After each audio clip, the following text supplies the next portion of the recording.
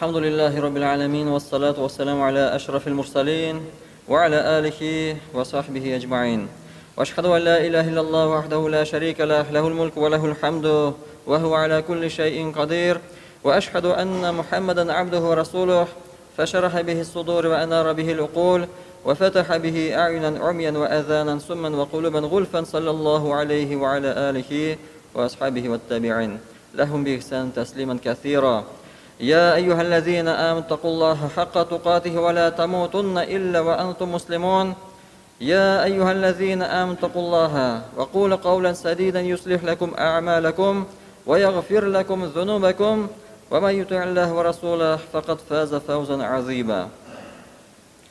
Шын мақтау барша ғаламдарды, жер һәм күкләрне яратучы. Жер һәм күкләр арасында булган барша мәхлукларга һәм җан ияләренә биреп, ризык биреп, аларны тәрбия кылып торучы, безләргә бу дөньяда адашмау һәм саташмау өчен, дөрес итеп яшәү өчен Кур'ан-ы Кәримне бүләк итеп бирүче Аллаһ Субханаһу Тәгаләгә барча мактауларыбыз һәм дә сәнәләребез, һәм дә шиксез шөкраналарыбыз булсын. Һәм барча ғаламларга нур һәм рәхмәт булып җибәрелгән Аллаһның хак илчесе, сөйкеле пәйгамбәрбез Мухаммад Мустафа саллаллаһу алейхи ва салламга, аның әһле бәйтенә ва сахабаларына Аллаһның сәламы ва бәрәкәте булсын. Җомгаларыгыз мубарак булсын, җәмәгать. Көннәрдән бер көнне сөйкеле пәйгамбәрбез Мухаммад Мустафа саллаллаһу алейхи ва саллям базарга бара. Будай сатучы яныннан узып барганда, ул туктап, кулын будай өймөнә тыгып карый. Һәм будайның аста бераз юеш булуын белеп ала. Кулын чыгарып, ул сатучыдан нәрсә бу дип сорый.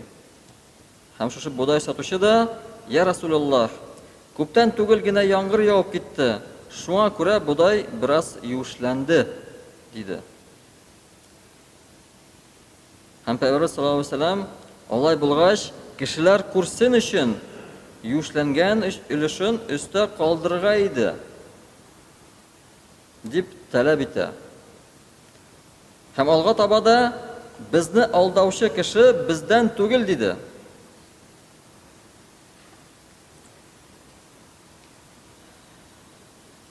Без күрәбез, ислам дине кеше яшәешенең һәр тармагына керә. Безнең яшәү рәвешебез дә ислам булырга тиешледер. Бүтән җирдә.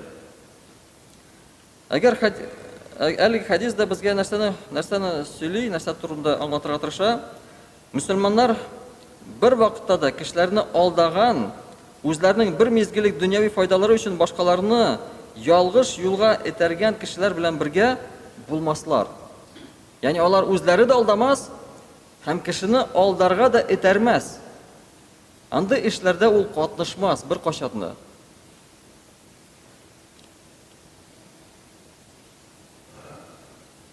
Һәм һичшиксез беләбез, ислам дине сәүдә белән шөгыльләнүне хуплый. Пәйгамбәрбез дә Мухаммад Мустафа саллаллаһу алейхи ва саллям, ул да сәүдәгәр иде. Һәм шуңа күрә сату алу яисә башка табыш китерә торган эшчәнлек белән шөгыльләнгән кешеләр бик гадел һәм намуслы булырга тиешле. Сату алу эше генә түгел, бүтән эштә, кая эшләсәгез дә, бүтән җирдә гаделлек белән эшләргә безгә бик кирәкле. Әгәр дә сатыла торган әйбернең бер кимчелеге булса, сатып алучыга без аны әйтергә тиешлебез. Ул әйбернең шуны бер кимчелеге бар. Аның белергә хакы бар. Аны әйтмичә, яшереп калып, алдап сатырга яки ул әйберне бирергә кешегә ярамас. Ни өчен? Чөнки без гыйбадат кылганда ничек кылабыз? Ничек без намазлар укыйбыз? Ничек без ураза тотабыз? Аллаһ безне күрә дип. Шундый хис белән безнең ихласлыгыбыз арта. Намазларыбызның дәрәҗәсе өскә күтәрелә. Һәм әлбәттә шундый ук ният белән без башка гамәлләрне дә кылырга тиешлебез. Бүтән җирдә нәрсә эшләсәк тә, сатабызмы, җир казыйбызмы, үй төзибезме, анда да шундый бер ният белән эшләргә кирәк. Ягъни Аллаһ мине күрә. Һәм һәрбер эштә шундый бер ихласлылык булырга тиешле. Һәрбер мусульманда. Хәзрәти Умарга бер кешенең намуслы һәм гадил булуын хакында хәбәр итәләр. Ягъни шушы бер кеше намуслы диләр, гадил диләр. Һәм Умар радиллаһу анһ сез аның намуслылыгын һәм гадиллеген раслар өчен аның белән сәүдә мөнәсәбәтләрендә булдыгызмы дип сорый. Ягъни карагыз, кешенең намуслылыгын һәм гадиллеген тикшерер өчен аның белән бер эш итәргә кирәк. Я сәүдә эше, яки аның белән бергә бер эш эшләргә кирәк. Анда аның намуслылыгы һәм гадиллеге чагыла башлый.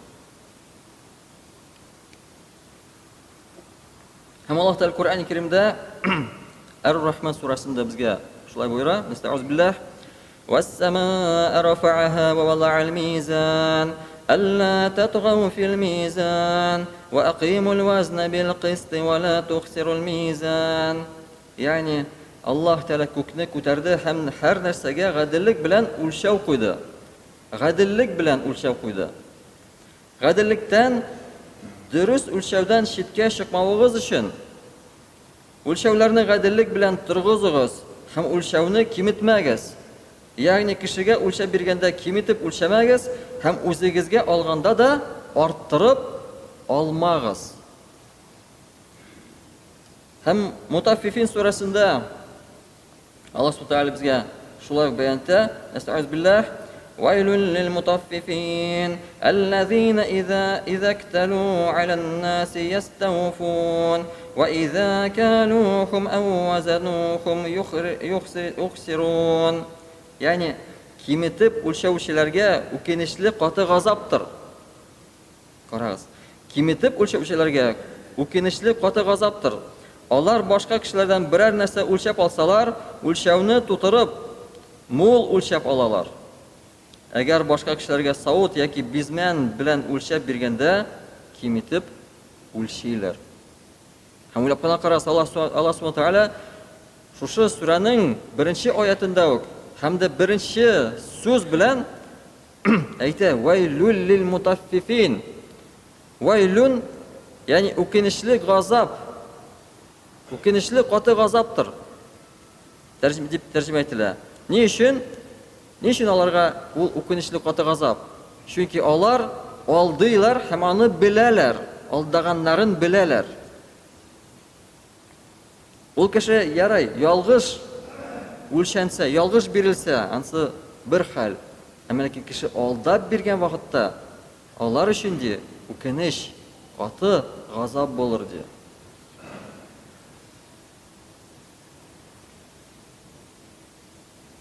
Чөнки аны чагыштырырга була кешенең мөлкен урлау белән, кешенең хакын алу белән. Чөнки чынлыкта да бу урлашу кебек булачак. Син бит аны киметеп бирәсең, һәм алганда да арттырып аласың. Ул кешенең хакы. Ә кешенең хакын бирергә барбыр качан да кирәк булачак. Бу дөньяда булмаса, ахиратта тагын куркынычрак була ул. Без бу дөньяда гына аны сизмибез, кеше хакын. Без монда аны җиңел дип тартып барабыз ул хакларны. Әмма ләкин ахиратта ул хаклар безнең аркаларыбызны басачак. Бик авыр булачаклар алар. Һәм һәрбер хакны түләргә кирәк булачак. Кеше өчен. Һәрбер хакны Аллаһ Тәгалә гадил. Калдырмас алай. Һәм без бу шушы аятлардан һәм хадисләрдән сәүдә эшенең ни хәтле җаваплы хезмәт икәнлеген аңлыйбыз. Ягъни сәүдә эше дигәндә бөтен эшне шуңа кертергә була. Кемнең нинди эше бар, бөтен шунда кертергә була. Ягъни кеше белән мөнәсәбәттә килдегез икән, шушы хадисләргә, шушы аятларга туры киләсез. Кеше белән эшләдегез икән, тамам. Гадил булыгыз. Һәм әлбәттә, сәүдә эшенә керешкән һәрбер кеше һәм үз эшенә керешкән һәрбер кеше иң башта үзенең ниятен белгертергә тиеш. Ниятен.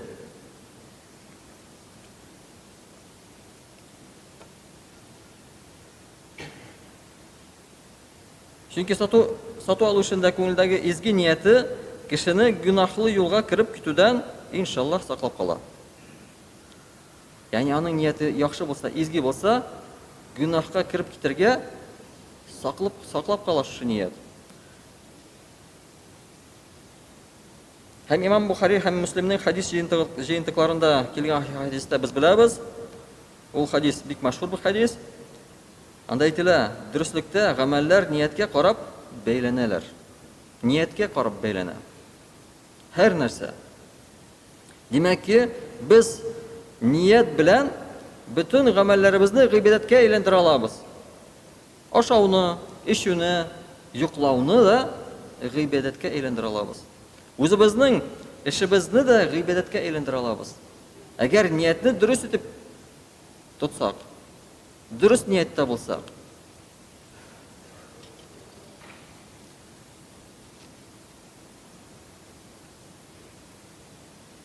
Һәм нинди ниятләр булырга тиеш? Әлбәттә, ниятләр алар күп. Мәсәлән, сәүдә белән шөгыльләнүченең нияте хәйрче булып, хәйр сорап йөрмәү була. Ул да бер ният, шулай бит. Хәйрче булмаска, кешедән ярдәмне сорамас өчен кеше эшли. Ул да бер ният, ул да яхшы бер ният. Чөнки бер хадистә әйтелә, кемдә кем үзенә бер хәйр сорау ишеген ачса, бер сорау ишеген ачса ди, Аллаһ Тәгалә аңа 70 хәйрчелек ишеген ачар диде. Уйлап кына карагыз. Бер генә тапкыр кеше сораса, ярдәм сораса, мухтаҗ булмыйча сораса, әлбәттә. Мухтаҗлыгы булмаса, әгәр ярдәм сораса, Аллаһ Тәгалә аның алдына 70 хәйрчелек ишеген ачар диде. Хәйрчелеккә китәчәк кеше.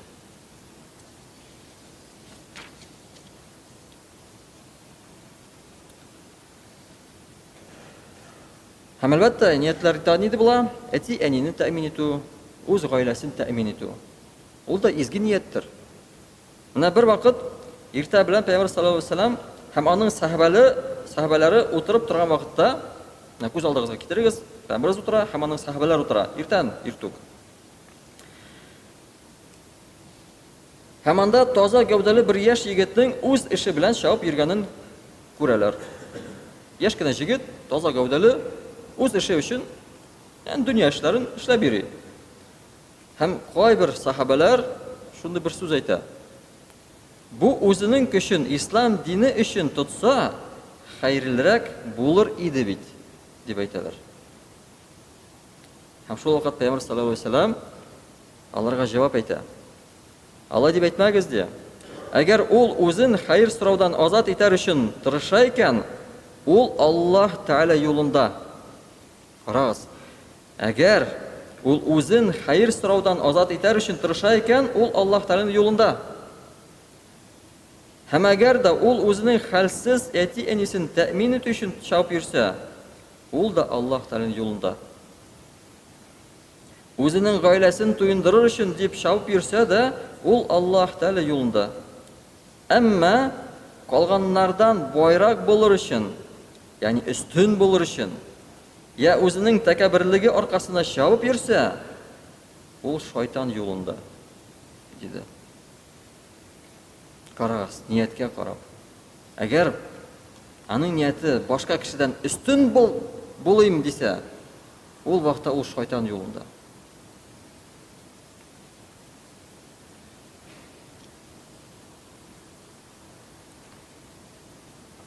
Шуның өчен безнең һәр бер эшебездә бер ният, бер изге ният, бер яхшы ният булырга тиеш.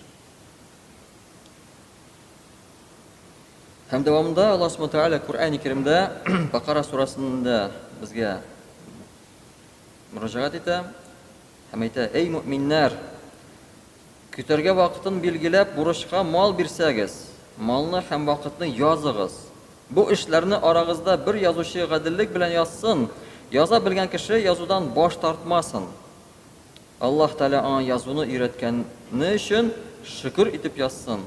Бурычка алып торучы да күпме алганлыгын һәм кайчан бирәчәген дөрес итеп яздырсын, һәм хыянат итәргә тәрбиячесе булган Аллаһ Тәгаләдән курыксын. үзенең бурычларыннан һәр нәрсәне киметеп әйтмәсен. Карагыз, Аллаһ Субханаһу Тәгалә безне өйрәтә Куръан-ы Кәримдә ничек гадел булырга. Без соң арада ничек еләштек кешедән бурычка сорыйбыз акчаны, шулай бит. 1000, 2000 сорыйбыз, сорап торабыз. Әмма язу белән теркәмибез. Сүз белән торып кала. Һәм шуннан фитнәләр чыга башлый. Кардәшләр арасында фитнәләр чыга башлый. Ни өчен? Чөнки кешенең бер сыйфаты бар. Ул бөтен кешедә бар ул. Кеше оныта. Без онытабыз. Без һәр вакытта онытабыз. Кагазда язу булса, аны онытып булмый. Ул билгеле. Менә. Ә сүз ул чыкты, китте, башында калмады ул. Шуның өчен фитнәләр чыкмас өчен дә Аллаһ Тәгалә Куръан-ы Кәримдә шушы аят белән безгә өйрәтә гадел булырга. Һәм ничек гадел булырга? Гаделлек белән языгыз диде. Языгыз. Әгәр Аллаһ Субханаһу Тәгалә алай әйтә икән, ул безне яхшырак белә. Ул белә безнең сыйфатыбызны, унытканлык сыйфатыбызны. Һәм шуның өчен безне шуңа чакыра. Һәм бөтен җирдә гаделлек булырга чакыра безне.